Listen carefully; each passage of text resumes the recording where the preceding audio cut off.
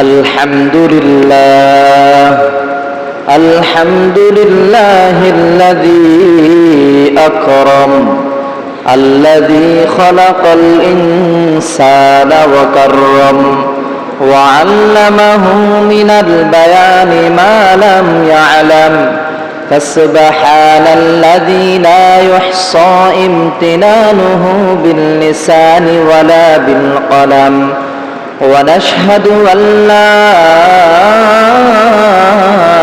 إله إلا الله وحده لا شريك له ونشهد أن سيدنا وسندنا وحبيبنا وحبيب ربنا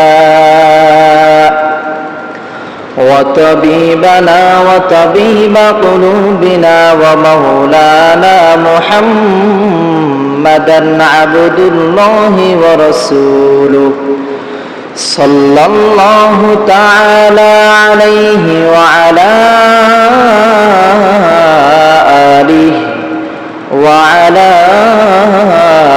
آله وأصحابه مفاتيح الهدى ومصابيح الدجى وسلم تسليما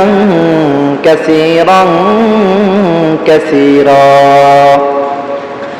أما بعد فقد قال الله تبارك وتعالى في كلامه المجيد وفرقانه الحميد أعوذ بالله من الشيطان الرجيم بسم الله الرحمن الرحيم إن الله وملائكته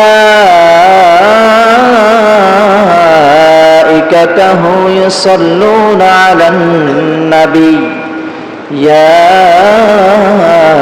أيها الذين آمنوا صلوا عليه وسلموا تسليما اللهم صل على محمد وعلى آل محمد كما صليت على إبراهيم وعلى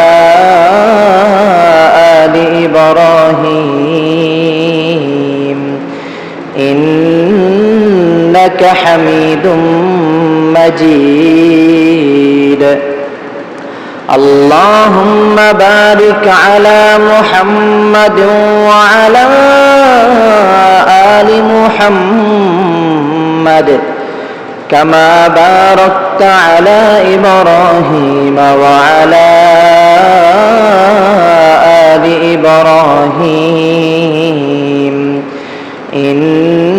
إنك حميد مجيد ربي زدني علما ربي زدني علما ربي زدني علما رب اشرح لي صدري ويسر لي أمري واحلل عقدة من لساني يفقه قولي سبحانك لا علم لنا إلا ما علمتنا إنك أنت العليم الحكيم আল্লাহ পাক রব্বুল আলামিনের দরবারে শুকরিয়া জ্ঞাপন করি যে রব্বে করিম আমাদেরকে দয়া করে মায়া করে সে রহমতে সে অনুগ্রহে এই এলাকার সমস্ত মানুষ থেকে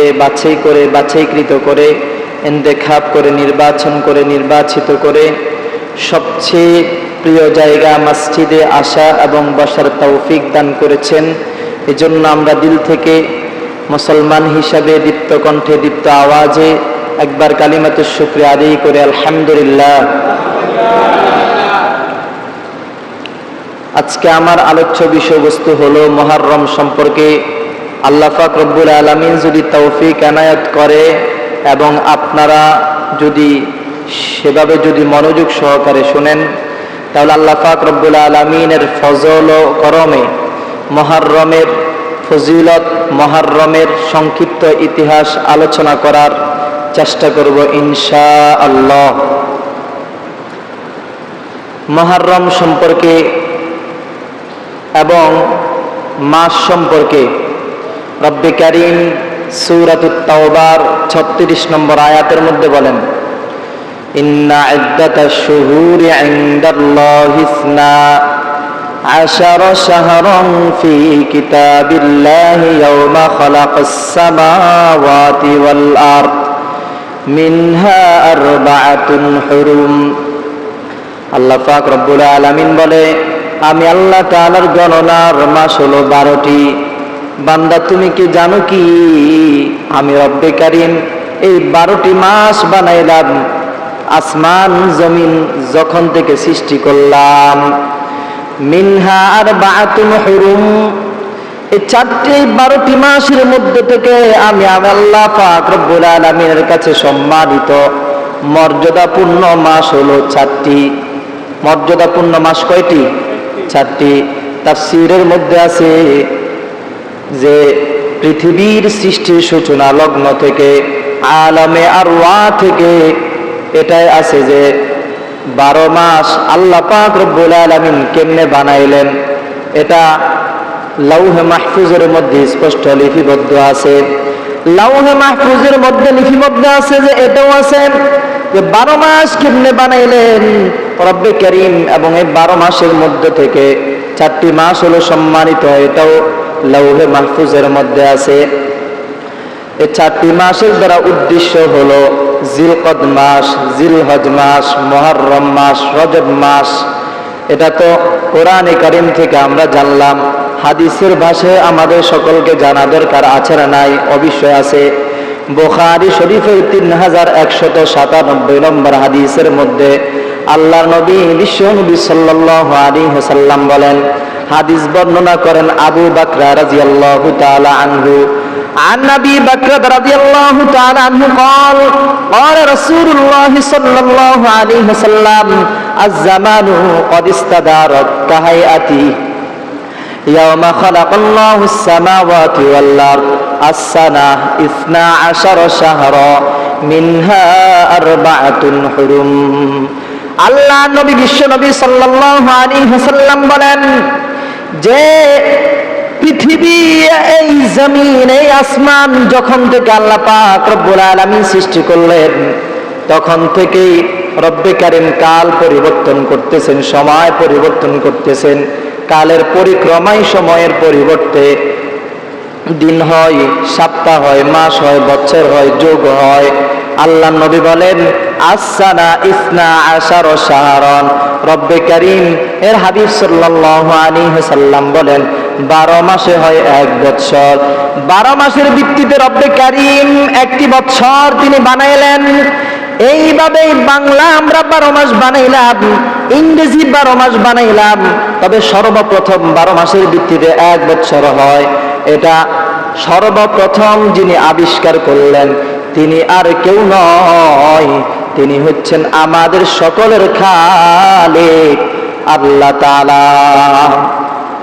আল্লাহ নবী বললেন মিনহা আরবাআতুন হুরুম, এই 12 মাসের মধ্যে থেকে 4টি মাস হলো সম্মানিত।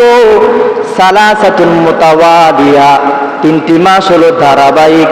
একটি মাস হলো যুলকাদা অর্থাৎ জিলকদ মাস, আরেকটি মাস হলো যুলহজ্জা অর্থাৎ জিলহজ মাস, আরেকটি মাস হলো ওয়াল মুহররম মুহররম মাস, আরেকটা মাস হলো একেবারে দেরিতে কয়েক মাস পরে আরেকটা মাস আছে, সেটা হলো ওয়ার রজব, রজব মাস।